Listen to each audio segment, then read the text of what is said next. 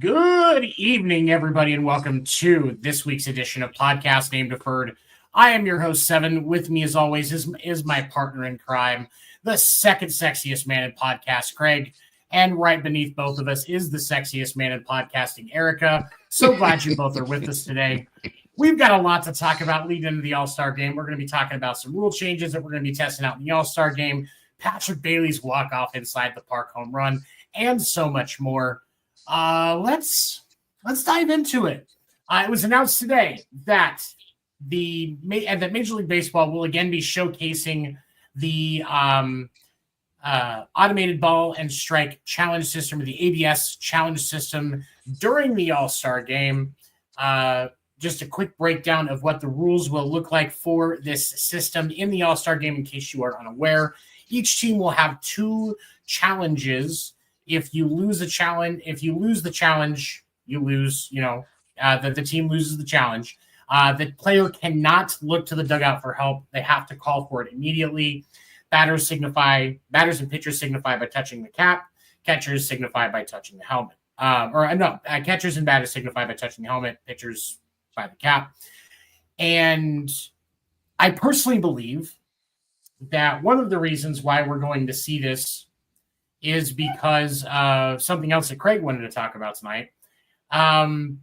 Recently, it wasn't last night, it was the night before last, in the Phillies-Giants game, Phil Cuzzi missed 20 pitches when calling balls and strikes, 17 of them in favor of the Giants.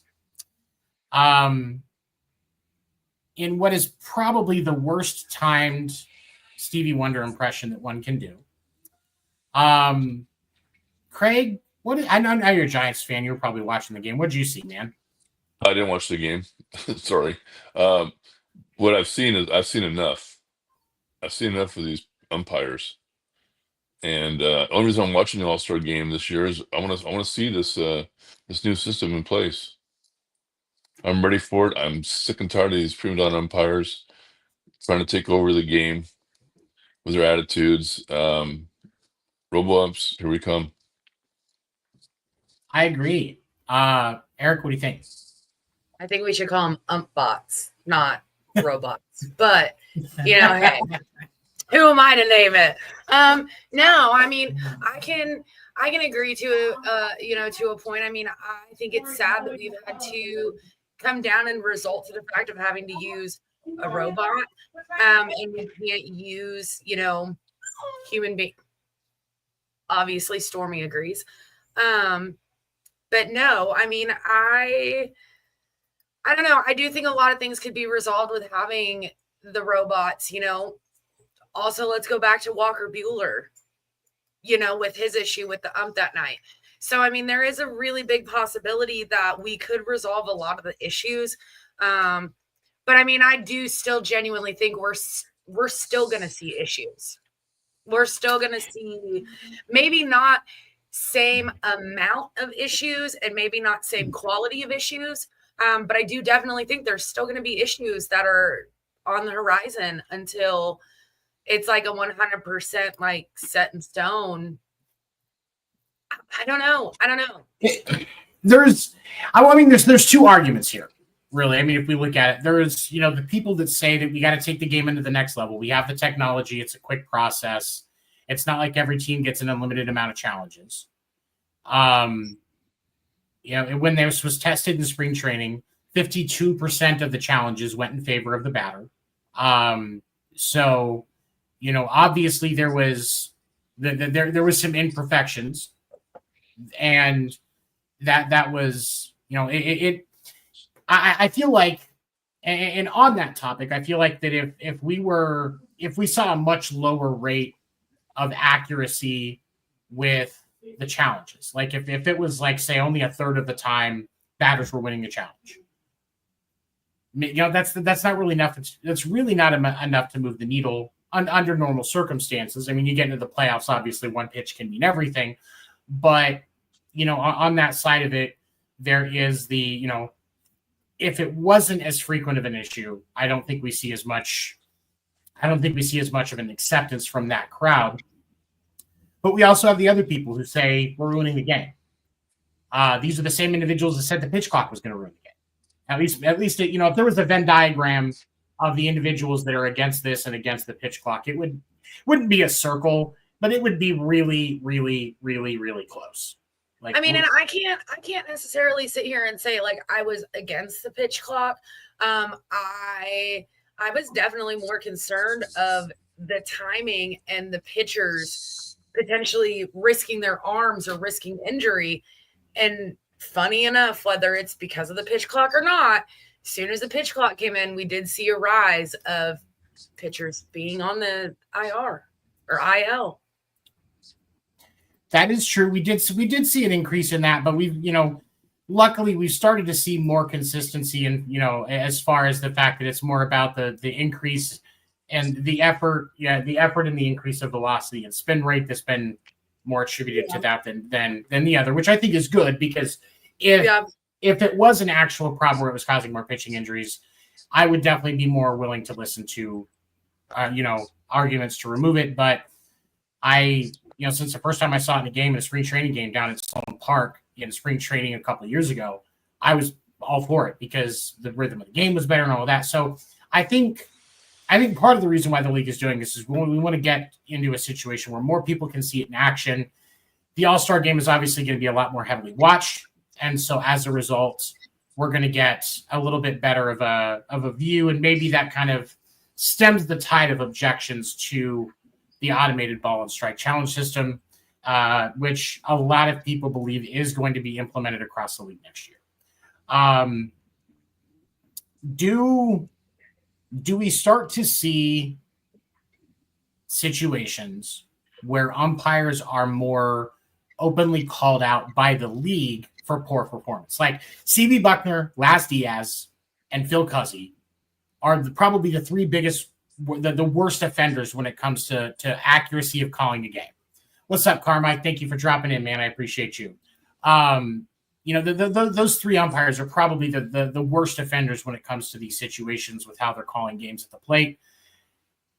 Is there a situation anytime soon where we start to see a more public conversation from the league about umpire performance? Craig, what do you think? No, they have no balls. They have no balls. The emperor has no clothes. They see nothing. They know nothing. They hear nothing. Move on. That's their attitude. Erika, what do you think?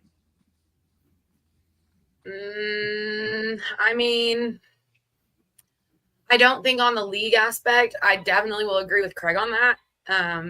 But I do think from a fan base aspect, there's definitely going to be more shit talk.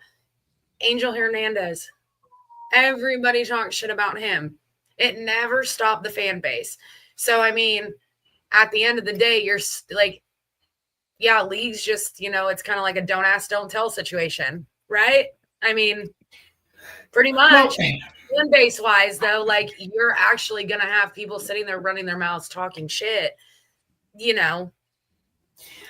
I do think like I've got a friend, one of my regulars at the place that I host karaoke at, and Eric, you didn't get to meet him because he was out of town the whole time. The one of my friends, he does a lot of umpiring for various levels of softball, including some D2 stuff. Hi, He Carmen. does. Man, I appreciate you coming through, Carmike. Thank you so much. And so on, and you know, I do believe that there are situations where the league needs to have the umpires back.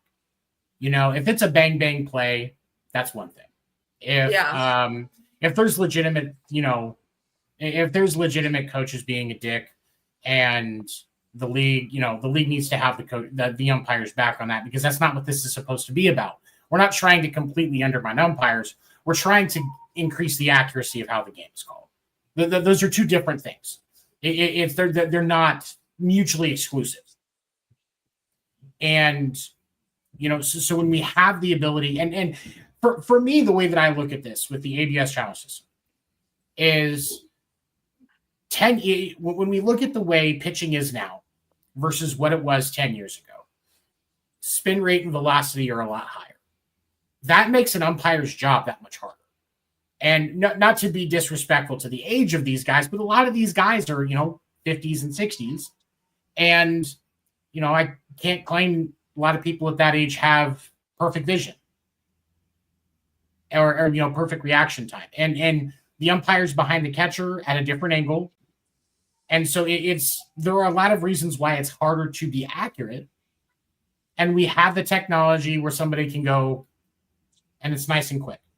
I think the biggest issue that I've taken this year is you get some of these kids that have just come up like they've been in a rehab stint in the minors, or they're just getting called up from the minors.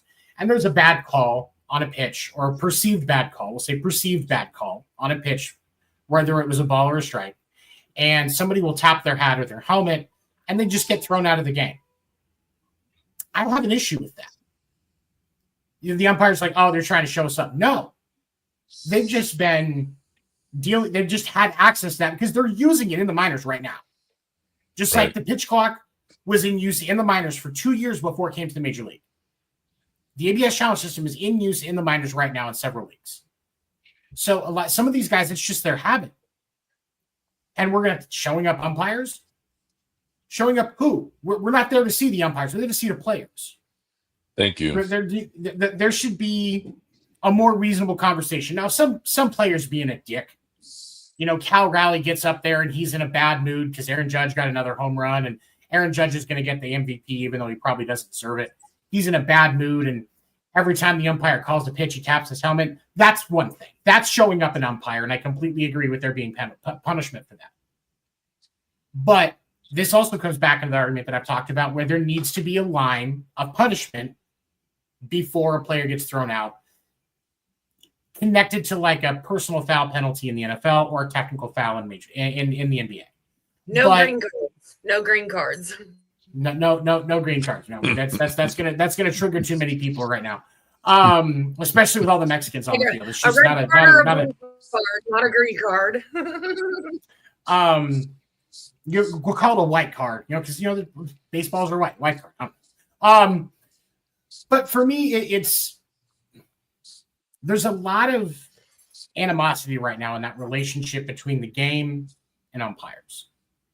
And I think that the ABS challenge system is actually going to help that.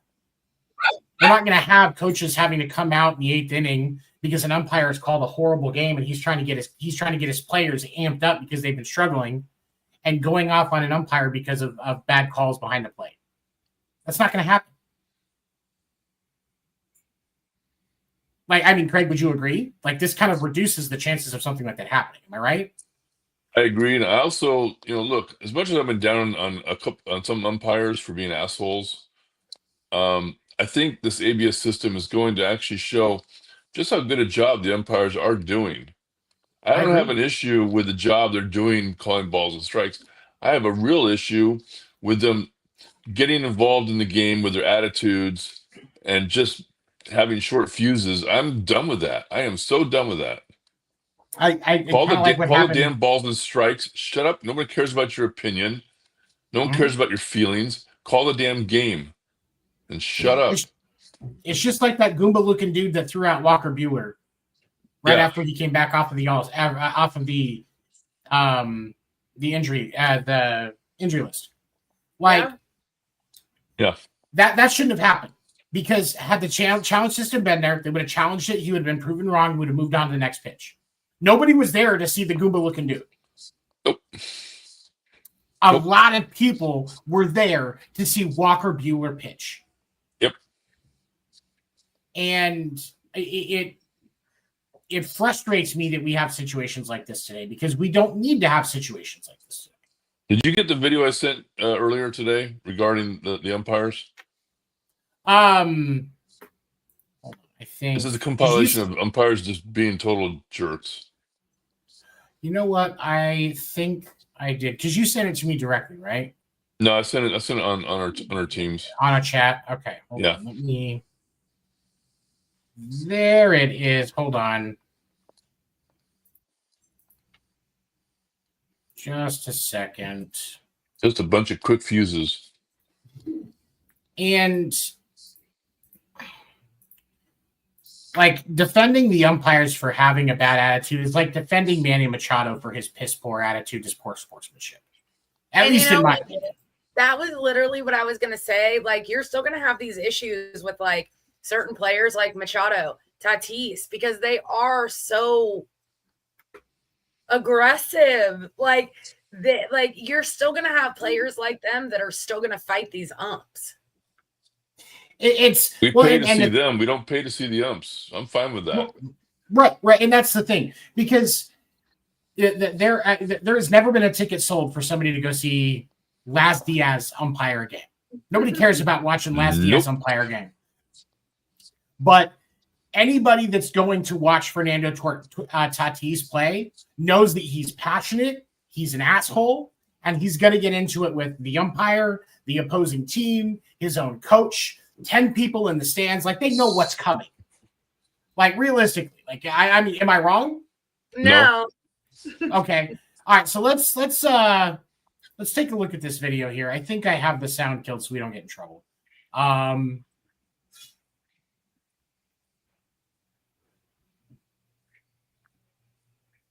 All he did was throw the pitch. Yeah. Like that's insane. All he did was throw the pitch. Yeah. Later on, let's just do it with the sound. It's just ridiculous.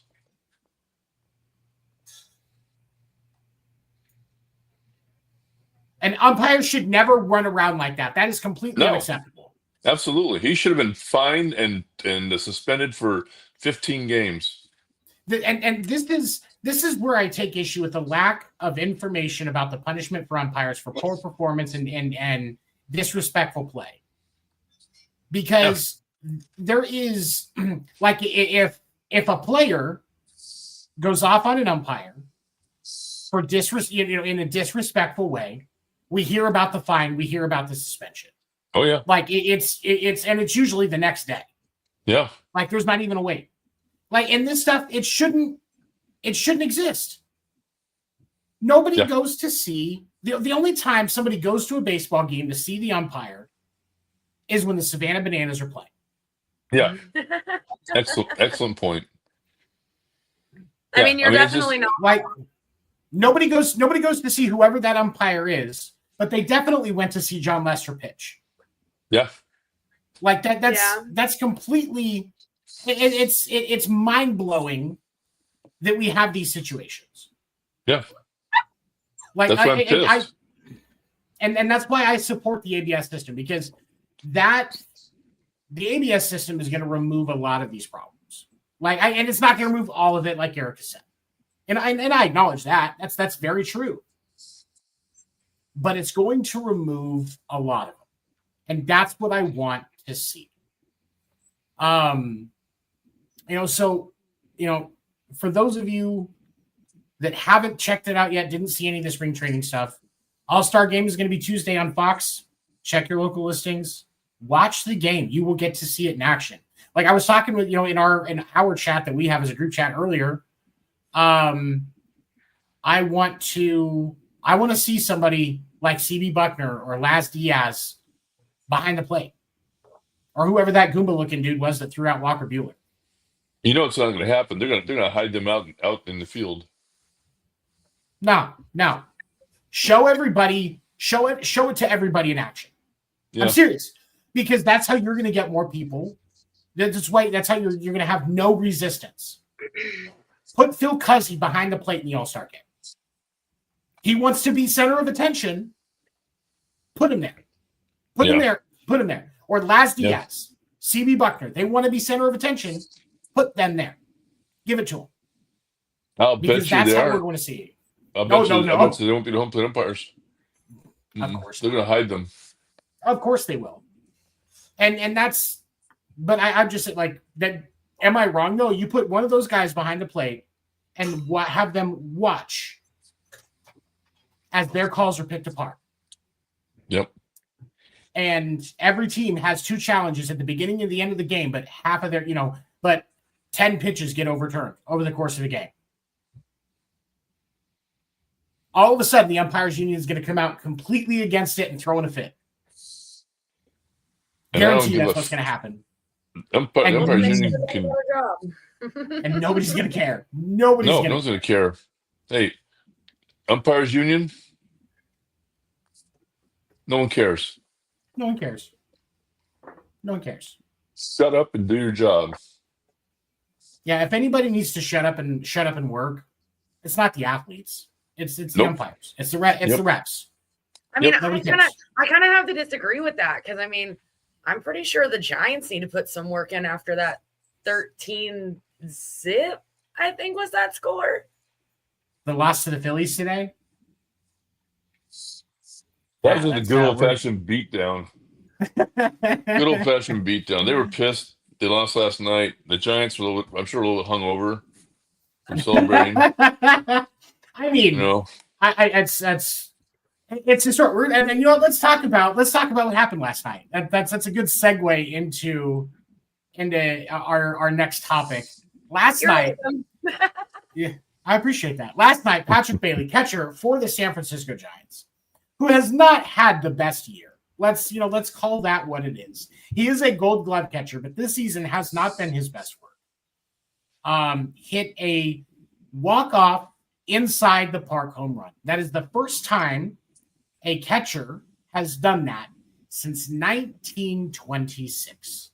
And because of the fact that I am an entertaining podcast host, I have the Phillies feed? The video. I wish I had the Phillies feed. I had the Phillies feed, because there's something we're going to talk about, because we talked about it this morning on Coffee and Sports in the Morning, which every Monday through Friday, 9 a.m. Eastern, wire-to-wire sports channels. If you're seeing it here, if you're seeing this, you can see it. You see Coffee and Sports in the Morning. Great guys. I was on with them this morning, and we talked about this play. So first off, let's go through and watch the play.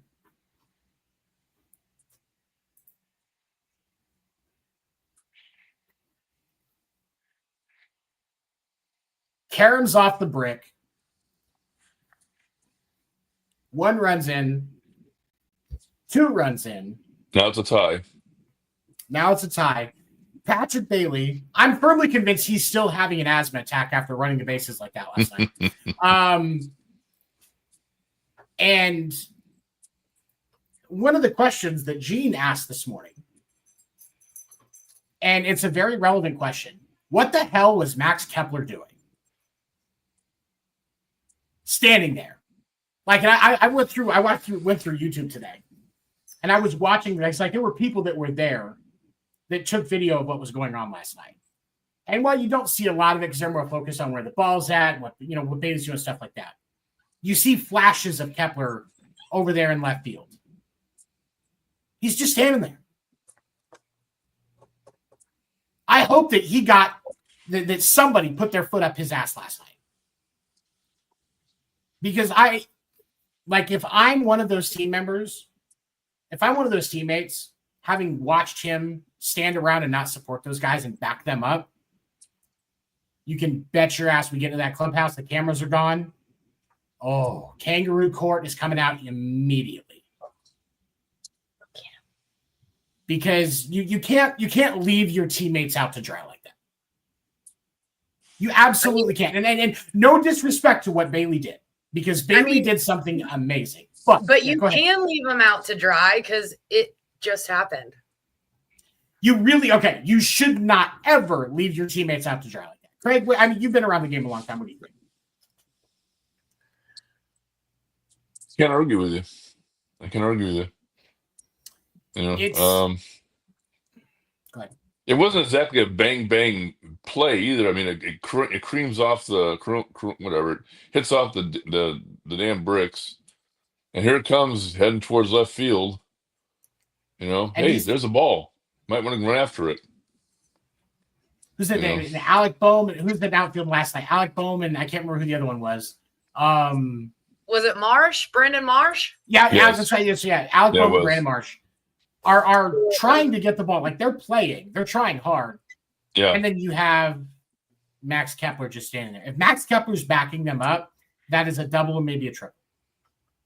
Not saying, because there was only one out at that point. Not saying that the Giants don't win the game. Not saying that at all. But they wouldn't win. They would not win in that play. Yeah, they would wouldn't not have have won in that play. Though. Yeah, exactly. And Max and like DJ LeMahieu got DFA'd today. Max Kepler has not had a good season. Like, if you look at his numbers, he is not doing very well at all. And you have to wonder, you know, the Phillies are trying to stay competitive. They lead their division right now. Do the Phillies make a move? I mean, you can't have a liability on your team like that for very long. Not if you're trying to win the division and actually make a deep run in the playoffs. No, I mean, for sure. I mean, that's.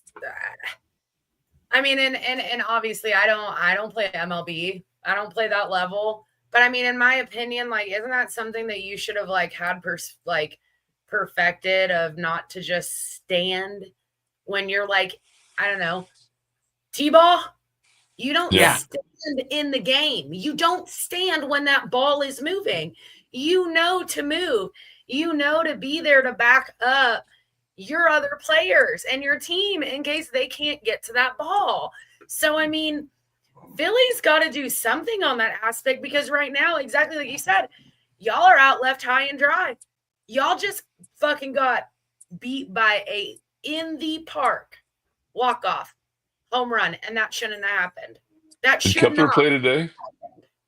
I bet he didn't. I wonder. I'll check that on ESPN. But like, while I'm looking at that, Max Kepler, who has actually been in, you know, like, there was one season back in the 2019 season, he got a couple of votes for MVP. He's only hitting 212 this year.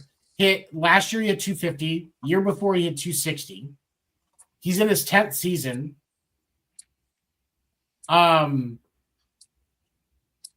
Like, how do you allow that to happen? Like, and that's the thing that frustrates me for the Phillies. You have to leave your team out like that. And Max Kepler did play today. He had 3 at-bats. He did get 1 hit. And hit in an RBI. So he did get one of the scoring hits today.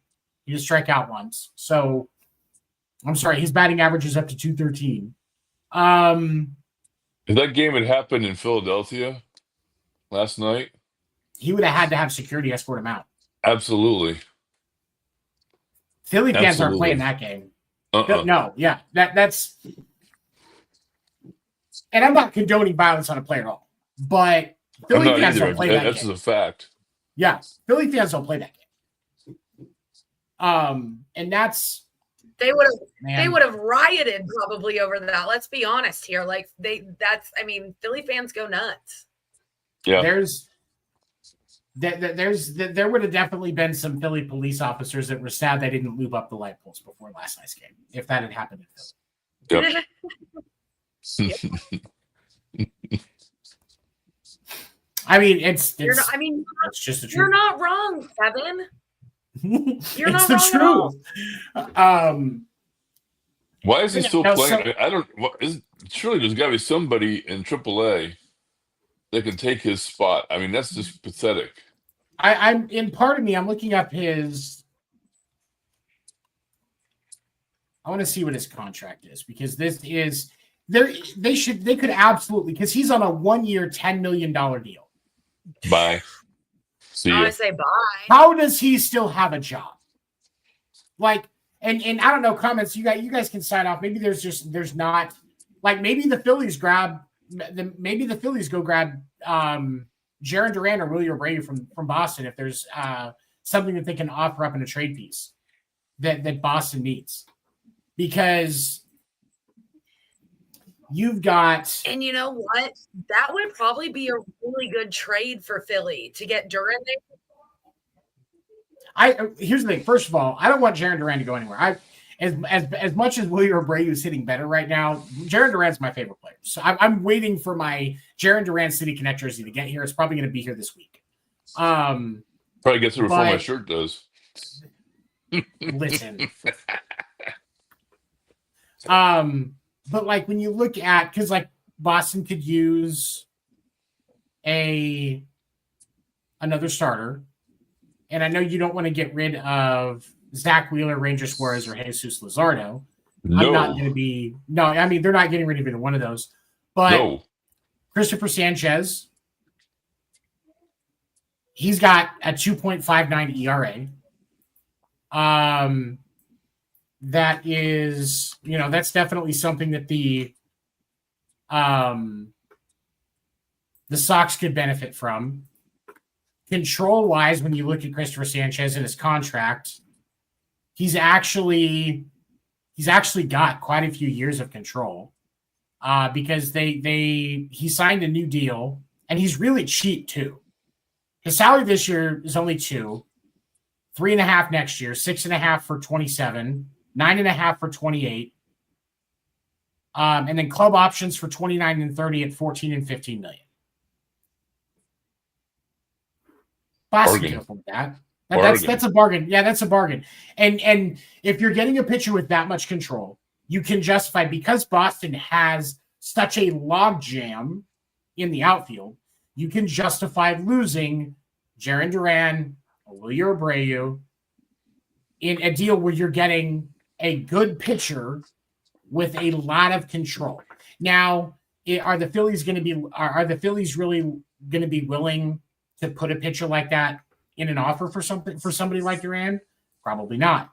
But I mean, you can't do. I mean, Aaron Nola's on the 60-day. I don't think he's coming back this season. If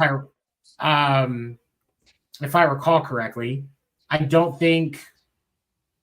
I guess he's working his way back. He just threw a bullpen Sunday, so maybe he comes back after the break. Maybe that is an option.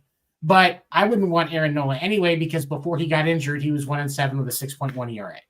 So Boston's not going to be interested in him anyway. So realistically, Christopher Sanchez is your best shot if you're the Phillies, because what Boston needs right now is pitching. And maybe, I mean, hold on, maybe let me look at the depth chart again.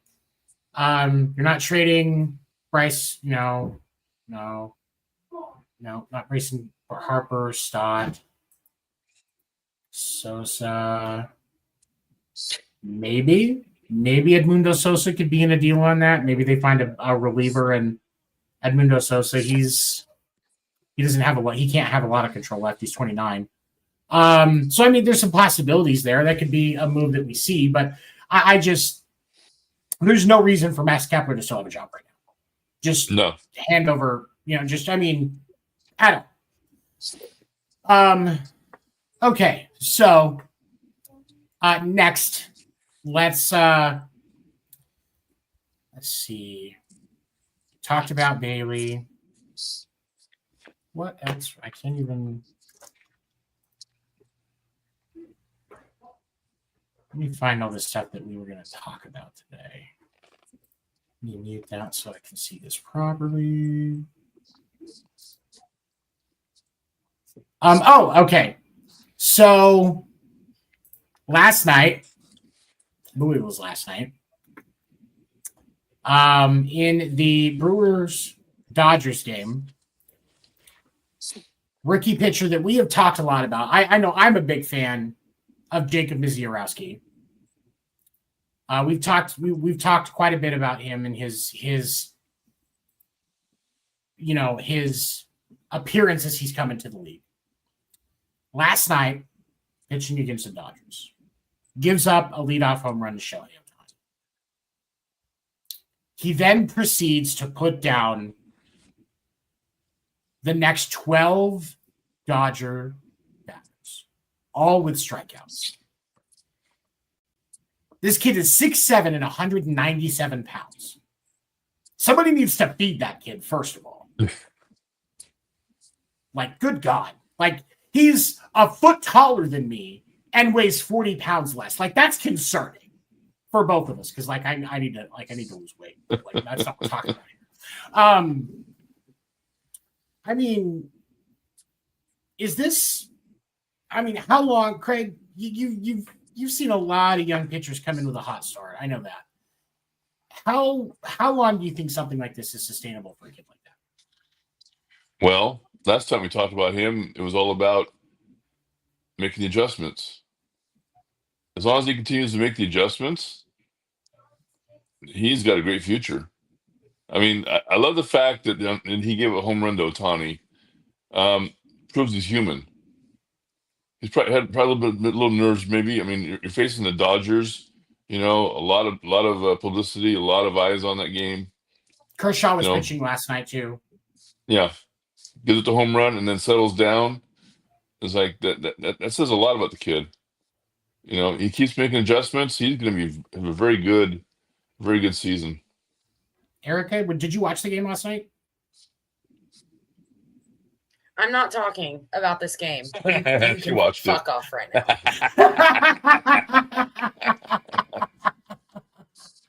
What did you see? A lot of strikeouts. I see. That's what I see, motherfucker. Listen, it is so sad to watch this team. How in the actual fuck are we losing the way that we are? We have a prime, dynamic fucking lineup. And y'all are blowing games like we're at a fucking carnival and you're just like, oh, fuck it. What the fuck is going on? Well, you look at let's look at the box score for last night's game. Shohei Ohtani was 1 for 3 with a home run and a walk. We're moving past this subject. We're no, over. Oh no. This makes both of us very happy. You get yes. Majority rules in this one. You know what? You guys were 13-0 today. Shut up, Craig. Somebody's bitter. Somebody's a little bitter biscuit. I see You know some what? bitter biscuitry. It's fucking Shark Week too, bitch. You better chill. No, Discovery Channel said Shark Week is like 2 weeks away, according to Discovery Channel. I don't know what you're talking love Shark Week. You're not a real man of Super and Red Wings. Anyway, so let's talk about the box score. Like I said, Shohei Ohtani's 1 for 3 with a home run and a walk. Mookie Betts is 1 for 4, 2 strikeouts. Freddie Freeman was 0 for 4, 3 strikeouts. Andy Pajes was 0 for 4 with 2 strikeouts. Michael Conforto was 0 for 4 with 2 strikeouts. Ha-Seong Kim 0 for 3, 2 strikeouts. Okay, we get it. Everyone was 0 for 4. Fuck off. Nope, we're not done yet. Dalton Rushing was 1 for 3 with a strikeout. James Outman was 0 for 3 with 2 strikeouts. And then Miguel Rojas was 1 for 3. And your 9-hitter was the only hitter for the Dodgers last night that did not strike out once. He didn't get any hits, but he also didn't strike out. That means he was at least putting the ball into play. So that's positive. That's positive. You know what else is positive? This really cute dog that makes everything better. Jacob Misiorowski, though, one of the hot young pitchers, rookie pitchers for the Brewers, currently 4-1 on the season, 33 strikeouts, a whip of 0.9, under one. And that's walks and hits per innings pitched. That's what whip stands for, if you didn't know that. An ERA of 2.81. Most teams in the league would love to have this kid pitching right now. And I love the resurgence of young pitching in baseball right now because we got Paul Skeens pitching out of his mind. Unfortunately, he doesn't have anybody else on the Pirates that's actually playing baseball around him. Right. And then you've also up in Detroit, you got Tarek Skubal.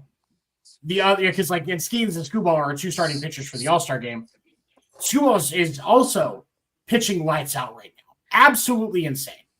And so it's I love to see the appearance of good young pitching because it shows, it's people are going to gravitate towards that because, it's a young pitcher that not everybody knows everything about but me.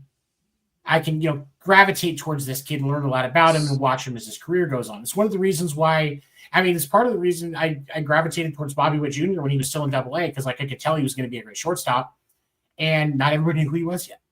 So I was able to kind of, I was able to be ahead of the curve on that. And I just, I'd love to see it. Craig, can you recall a season in the last 20, 30 years where there's been some solid young pitching like this that was just starting nice and hot and consistent?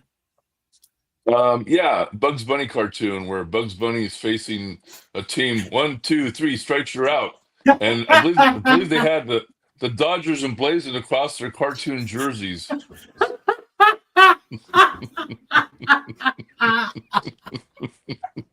know what? I'm using myself for a minute to go scream at a pillow.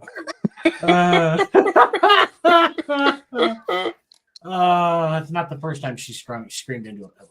Won't be the last either, buddy. How was Trevor Bauer? How was Trevor? Has he dropped the restraining order? Are you allowed to talk to him again yet? Is that? Listen, I got Bauer buckets for days, you guys. Days.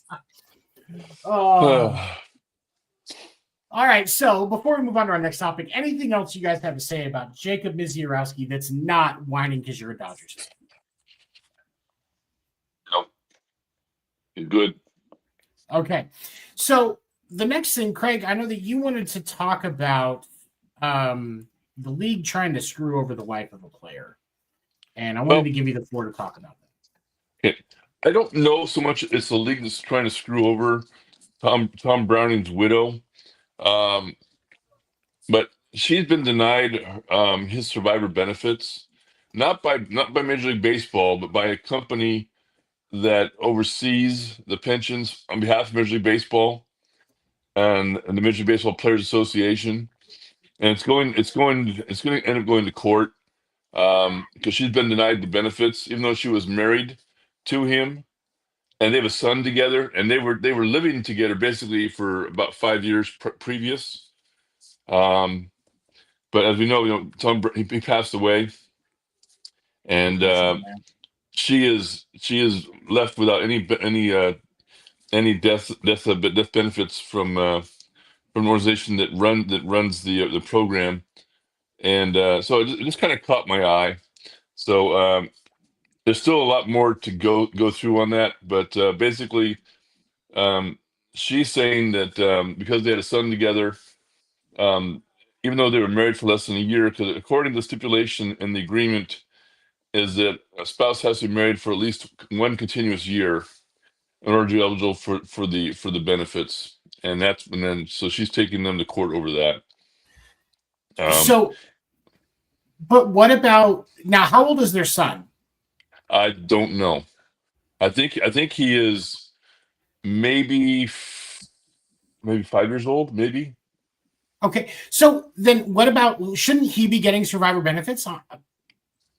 Excellent point, and that wasn't covered in the article, unfortunately. And see, because even if it's not directly for her, his son should still be getting survivor benefits because that's, I know. Excellent point. Yeah. That's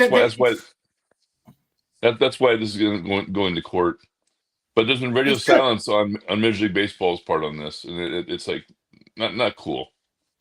The players' union should be speaking out on behalf and in support of his son. Like at the end of like his son, because that's ultimately what it's about. Realistically, that's making sure that his son has a comfortable life, which he deserves.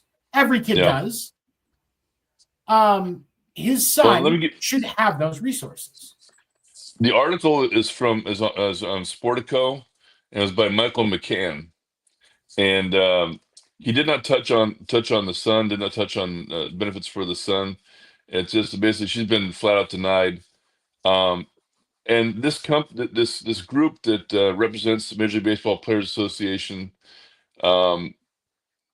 is hired by Major League Baseball and the MLBPA to handle these situations. So they're pretty much have gone radio silent on it, letting the lawyers do the talking. But it just looks it's a bad look for baseball. Just a bad look.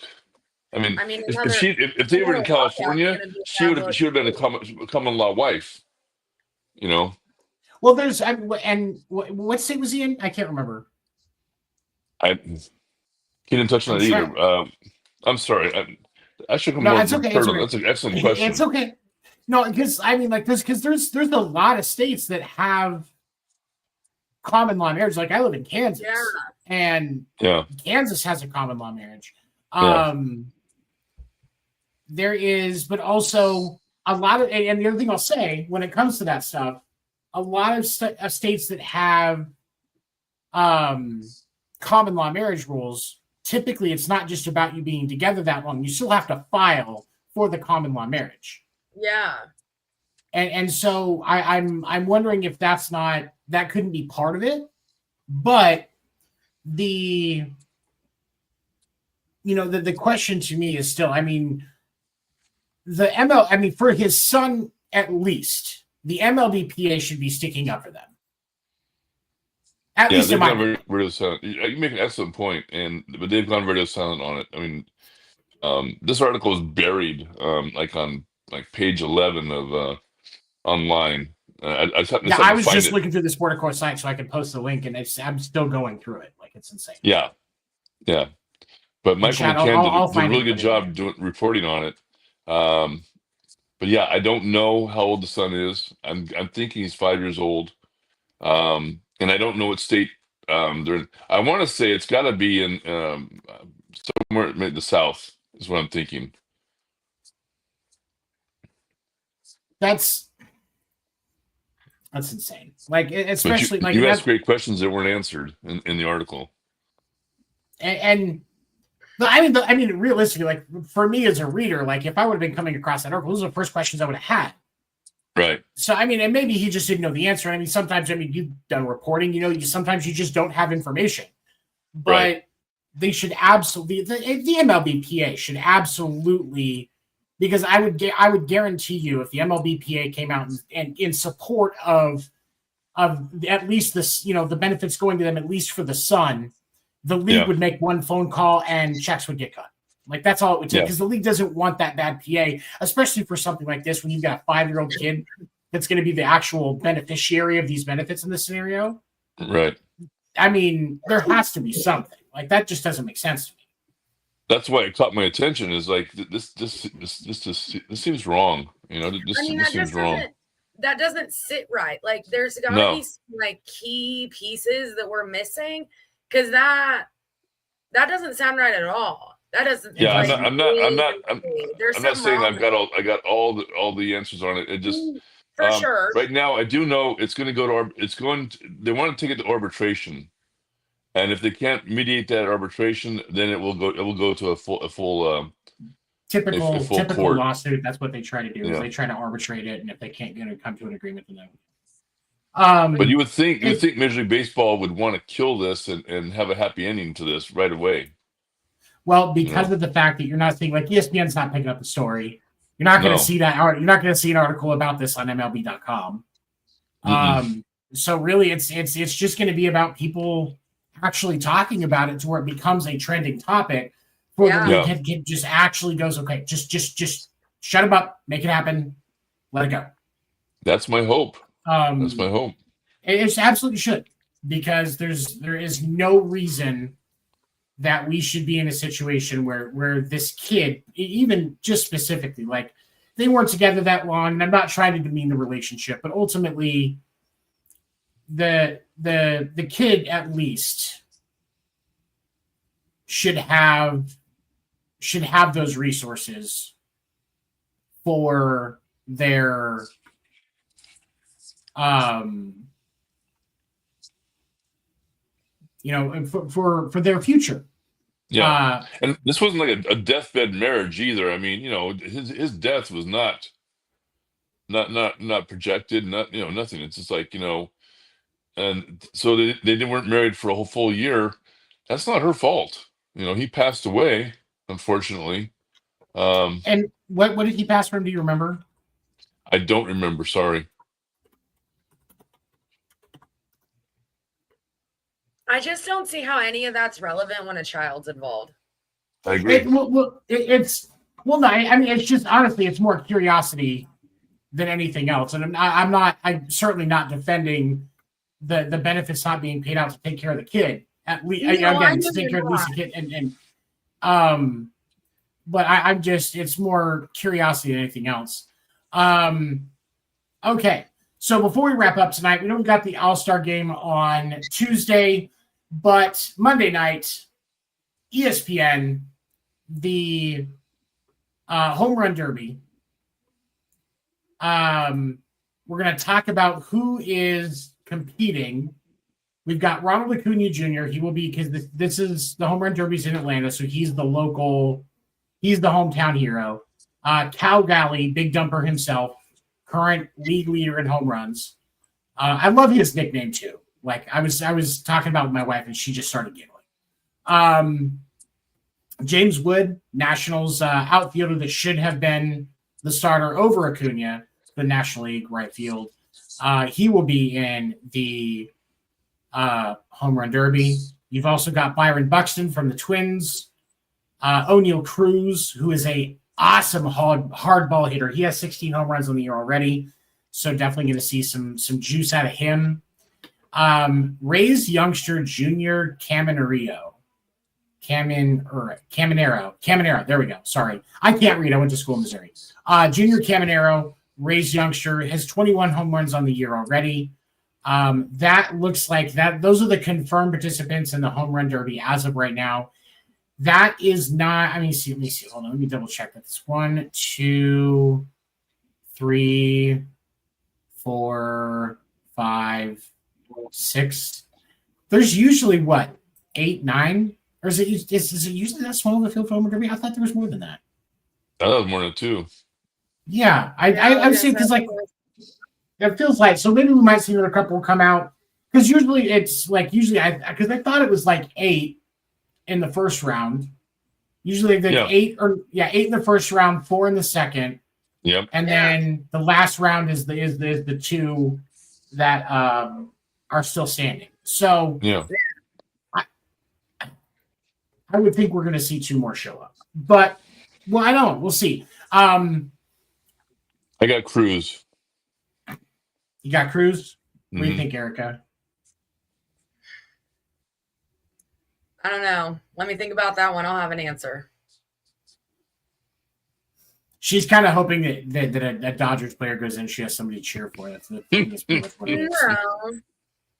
Honestly, if I was to go for anybody, it'd probably be Acuna. That's fair. Honestly, he already has 9 home runs on the year in 40 games. That's not bad, by any stretch.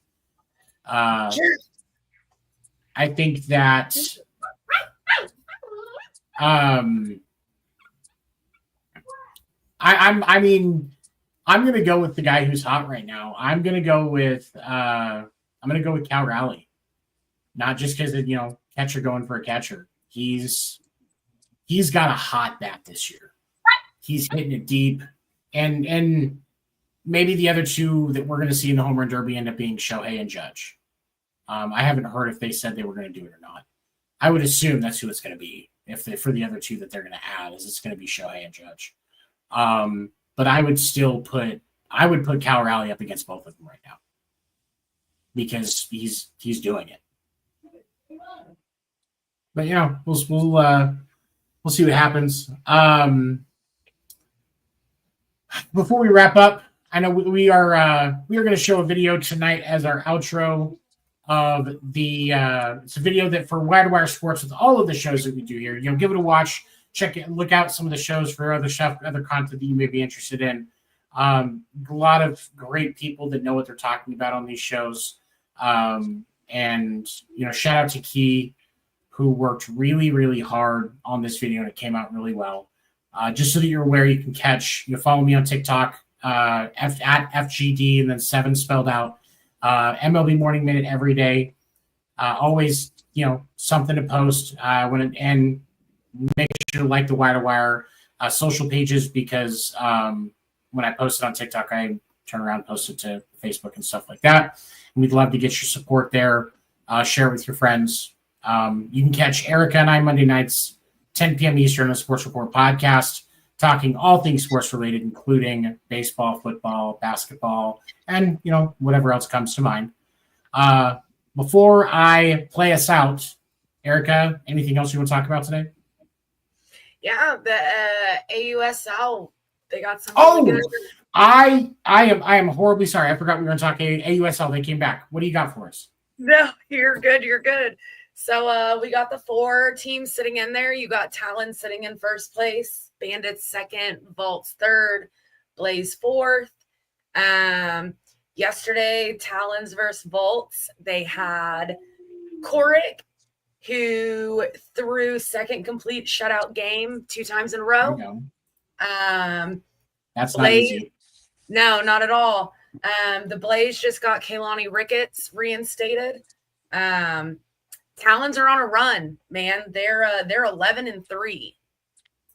So we're doing really good there. Bandits are 9-5. Vols are 5-9, and Blaze is 3-9. Or 3-11. So Talons are really over here kicking it in the AUSL. I mean, they're leaderboards, and it doesn't seem like there's much to stop them. So, yeah, Georgina Korik. For those of you that don't know, she played for the University of South Florida. She's also a member of the British national softball team. Yeah, she currently has across her 4 starts a 1.05 ERA. Like that's just insane for any pitcher. 6 games, 3 starts, 20 innings pitched. She's only given up 10 hits, has 17 strikeouts, only walked 9, only given up 3 earned runs and 1 home run. The batting average against her is 152. Yep. That's just insane. She's gross. I mean, she is what is helping carry the Talons. I mean, she's killing it. Oh, you can't lose games when nobody else is able to score. That's a good problem to have. A couple other stat leaders in the AUSL. Looking at batting, your AUSL batting average right now, leader based on, I'm not looking at some of the people like, I know Kelsey Stewart-Hunter has only played in a couple of games, so technically she has a good batting average, but I'm not counting that. Erin Koppel played for Kentucky, and she is currently hitting 500 across 50 plate attempts. She has, 4 home runs? Yeah, 4 home runs, 16 hits. Has been walked 8 times. I'd be interested to see. She also has 4 triples. She leads the AUSL I think in 4 she's triples. got 4 or 5 triples. Yeah, she leads the AUSL in triples. Like that's insane. And for those of you that don't know, if you go to the AUSL website, the AUSL.com, and go into the stats section, one of the things I like about their website is you can just sort by, like you can look at the stats. You can actually sort and see who the league leaders are for average or OBP, your slugging percentage, or looking at the fielding stats or the pitching stats. You can sort by what you're wanting to look at to see who's leading the league and what spots. ESPN and Major League Baseball websites should absolutely have this. NFL should absolutely have this, because that's just awesome. That's a great way. It's so quick and easy to see. You can see some amazing stats for these talented athletes. We talked about this on Sunday night on the Up and In podcast. The Women's Professional Baseball League, their tryouts are August 24th at Nationals Ballpark. The 22nd and 23rd, there's going to be a kids baseball camp. And then the 24th, they will be doing the tryouts for the Women's Professional Baseball League. The draft is, I believe, in October, if I remember correctly. And then they will have, I think they're going to start similar to the AUSL. There's going to be like 4 or 6 teams, all, and I know these ones are all going to be located up in the Northeast for this first run. And then next year, and each year they're going to kind of add more teams and expand out. My only thing is I hope they do some stuff to pay respect to the original Women's Professional Baseball League. Yes. Whether it's, I don't care if it's something as simple as they all come out and sing the song before the game. I don't think it should be something that's stupid, but even if they just did that, pay respect to that history of baseball, because it is an important part of his baseball's history. But I think one of the great ways you bring back some of those team names.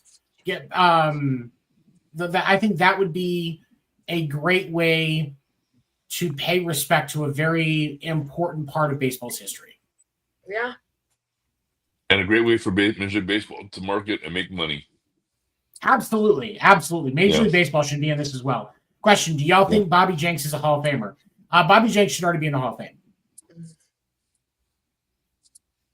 And there's going to be arguments about, there's allegations of juicing and stuff like that, which I don't think he was. But even if he was a great pitcher.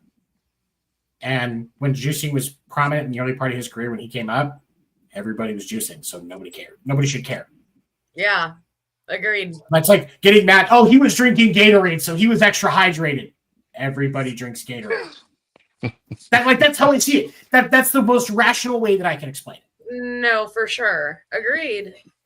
And he did have most of his career was with the White Sox. He did that 1 year with the Red Sox before he had to retire because of injury. But I mean, he was a great pitcher. Absolutely stellar pitcher. Let me look stat-wise. We'll even pull it up real quick and give some respect to Bobby Jenks' numbers.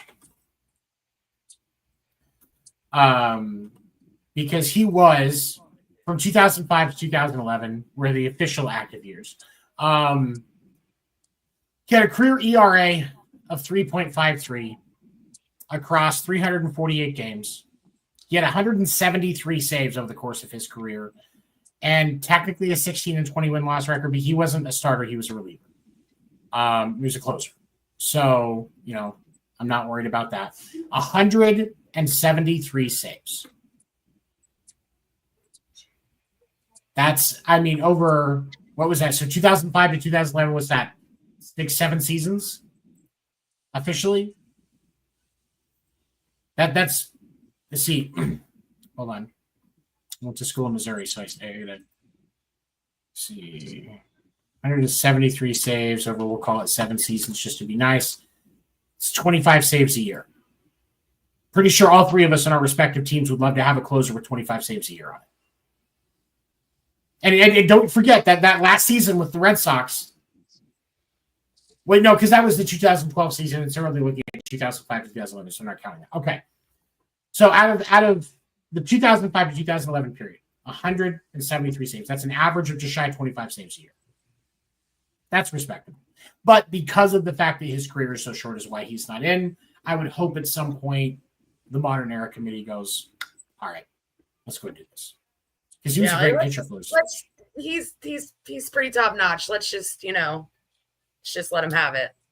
There's sometimes, because we're going back, we've acknowledged even though we had the shortened careers of certain guys, like Satchel Paige didn't get to have a full career in Major League Baseball. And obviously there was extenuating circumstances for why he couldn't. But we can go back and acknowledge that we don't always have to follow the rules of like 10 years and this and that and stuff like that. We can make we can make acknowledgments for extenuating circumstances. He was consistent the whole time he pitched. A lot of guys would love to have a 3.53 career ERA over 300 plus games. That's pretty stellar. Yeah. Craig, what do you think? Pretty good. Not Hall of Fame. Sorry. Because of how short his career was? Yeah. That's fair. And his name does not come to mind when I think about the peers in his era. I'm sorry, just no. That's fair. That's fair. I understand that. You're negative Nancy today. Are you butthurt because your Giants got their fucking asses kicked 13-0? No, I'm fine with that. I'm fine with that.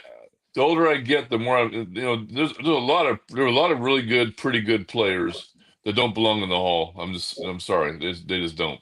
They're good, they're pretty good, but they weren't great. I mean, when I think of a reliever, I'm putting him up against, Dennis Eckersley.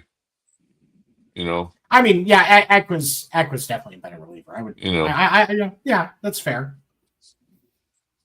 And he doesn't come close. Sorry. No, that's fair. Okay, I get it. Before we go, one other thing I did want to mention here is when we look at one more guy that I want to kind of give everybody an update on. It was a hot topic this season after he was traded from the Red Sox to the Giants, Rafi Devers. A quick update on how Rafi's doing. He is currently hitting .234 and only has 2 home runs. Only 18 hits across 21 games. Since he came to the Giants, a total of 29 total bases. He does have 14 He knows my walks. blood pressure. There's no blood pressure.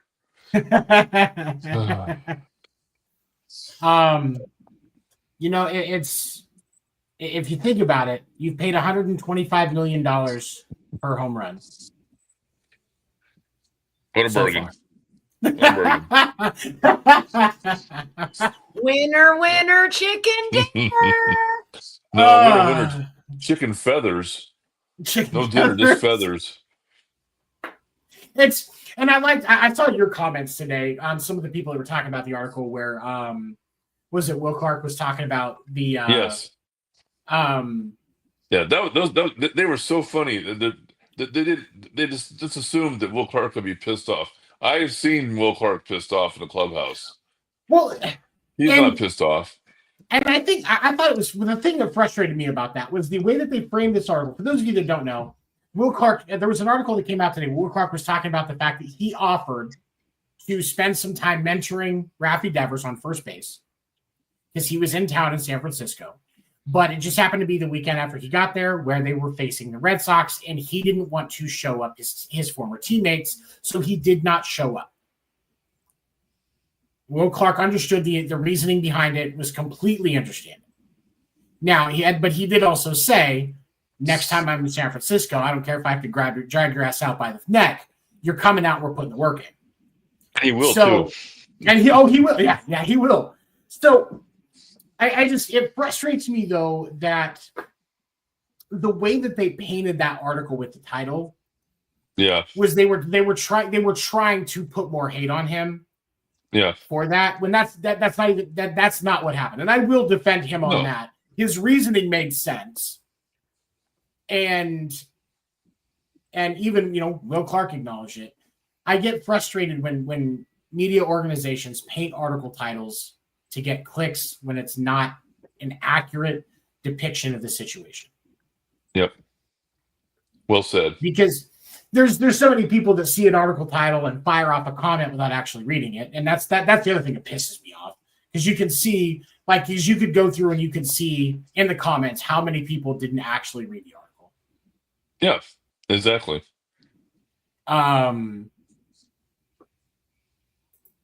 So like I just that stuff frustrates me. But you know what? I will say I give Rafi a little bit of respect for not doing it at that point because it wasn't the right time.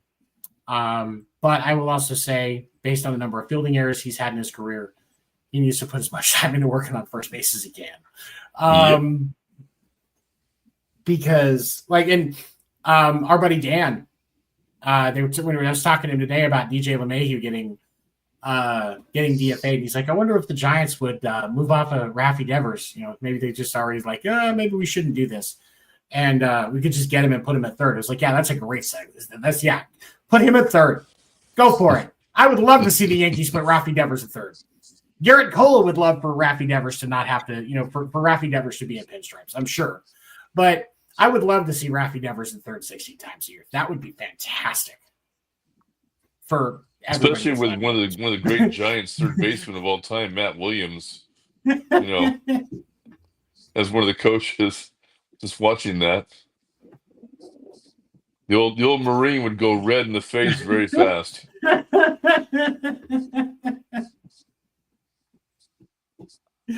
Yes, he would. Hey, wait, Matt Williams. That's the same one that played for the D-backs for a while, isn't it? Yes. Okay, that's what I say. That's what I thought it was. Yeah, no, Yeah.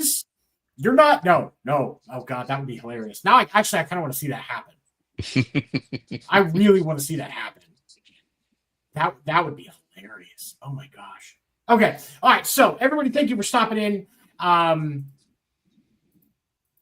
Damien, I appreciate you being in the chat. Pete Rose, it's going to happen. He's going to be the Hall of Fame. He's going to get there. Like that's a given. At some point, it's going to happen. Like him or love him or hate him, it's going to happen. But like I said, follow me on TikTok at FGD7 spelled out. I will be posting daily updates on the MLB Morning Minute, along with whatever else I decide I want to talk about. I've been kind of branching out a little bit and just keeping things interesting. Going to watch show video showcasing all of the amazing shows that we have here at Wire Sports. Catch Erika and I Monday nights, 10 p.m. Eastern on the Sports Report podcast.